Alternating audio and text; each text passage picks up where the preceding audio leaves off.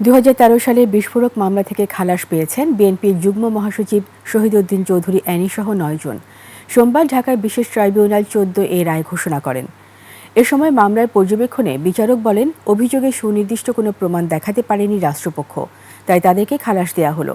জীবন অবাক না করলে কে করবে? 28% মিল্ক ফ্যাটের অবাক করার সাথে ফ্রেশ মিল্ক পাউডার। জীবন অবাক করুক। মামলার এজাহারে বলা হয়, 2013 সালে হরতালের সময় সূত্রাপুর এলাকায় লেগুনা গাড়িতে পেট্রোল বোমা নিক্ষেপে 5 জন দগ্ধ ও গাড়ি পোড়ানোর ঘটনায় বিএনপির প্রয়াত নেতা সাদেক হোসেন খোকা ও শহীদউদ্দিন চৌধুরী অ্যানিসহ 10 জনকে আসামি করা হয়।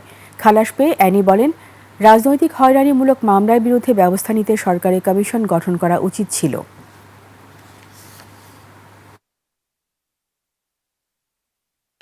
যদি একটা কমিশন করা হতো তাহলে এই মামলাগুলো আরো আগেই দ্রুত নিষ্পত্তি হয়ে সবাই আমরা ফ্রি হতে পারতাম এবং তাই উচিত ছিল।